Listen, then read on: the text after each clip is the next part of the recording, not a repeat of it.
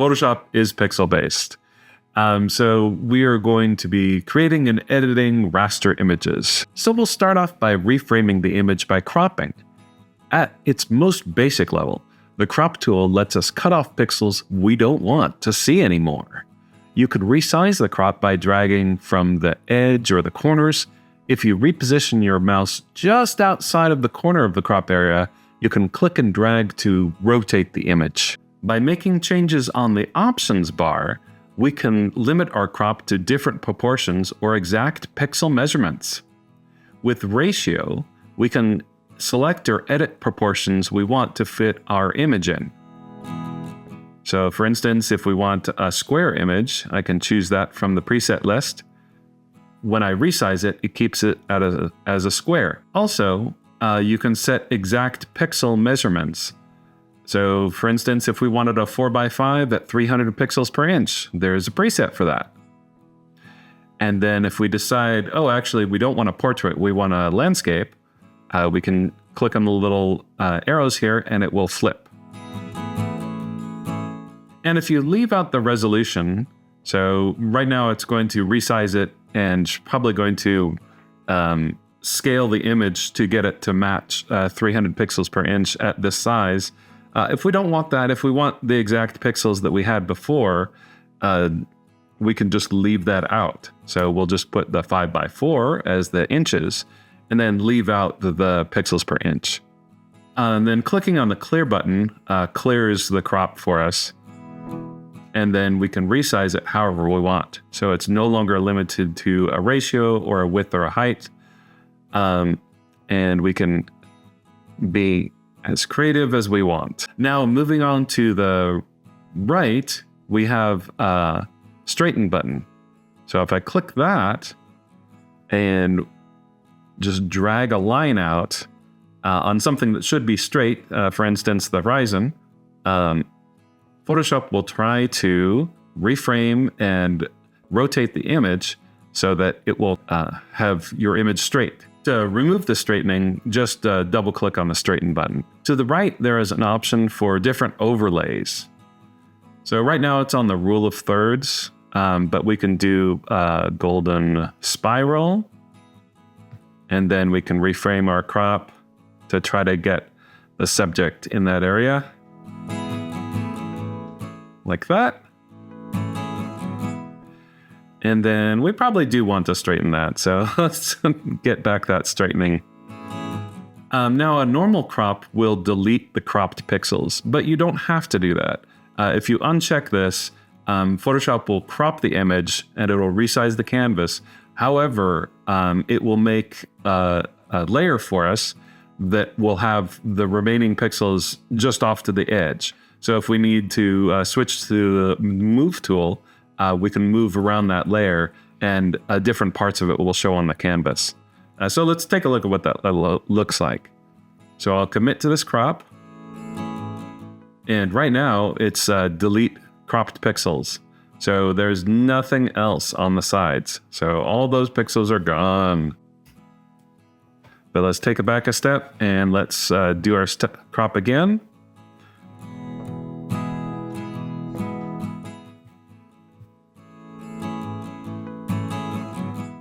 But this time, let's uncheck that delete cropped pixels.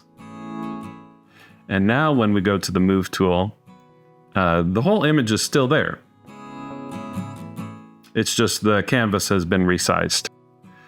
The last thing we'll look at is generative expand. So we're going to crop here and we'll straighten the image out.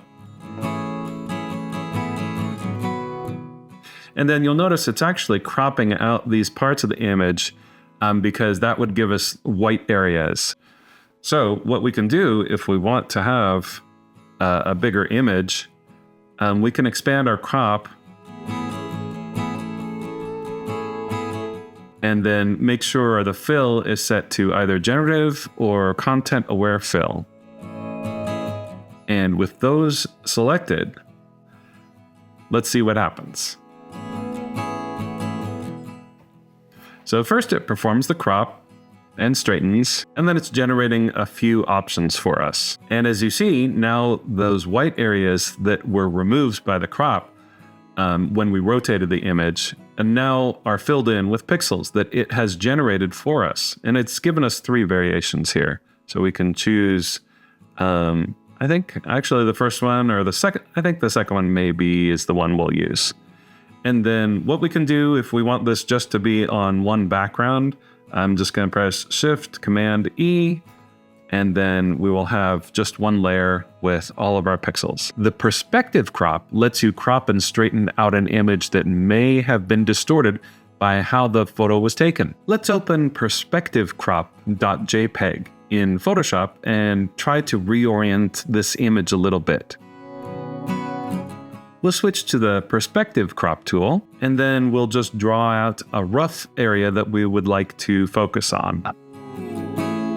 Now what we want to do is find parallel lines in this image. So for instance, we have these frames for these various paintings. So those are all approximately square. So we'll use those to reference. So I'll just drag this corner down so it matches the corner of the frame. And I am assuming that these are all straight on the wall, hopefully. We'll do the same with the other corners. Trying to establish a perspective grid for Photoshop here. Now I noticed that this cat is actually a little bit off of where it should be. So I'm going to base this perspective on the monkey. So we'll just have it like that, but I will use the bottom of that frame. All right, so now we have our perspective set up. We're not limited to just crop in this area. If we want to make this larger, instead of going from the corners to enlarge this crop area, we need to go from the edges. And we can go all the way out to the edge of that particular wall.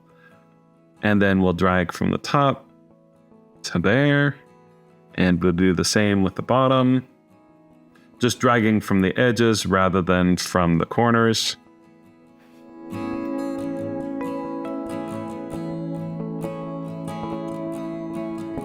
It looks like I'm gonna get a little bit of that.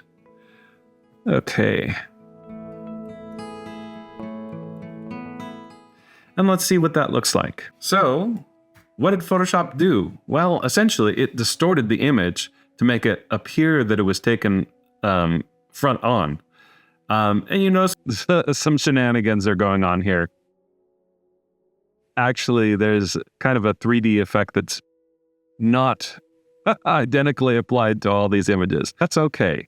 We've gotten the images of the animals straight on now, whereas they were tilted before. So I'll undo. And so we went from this to this.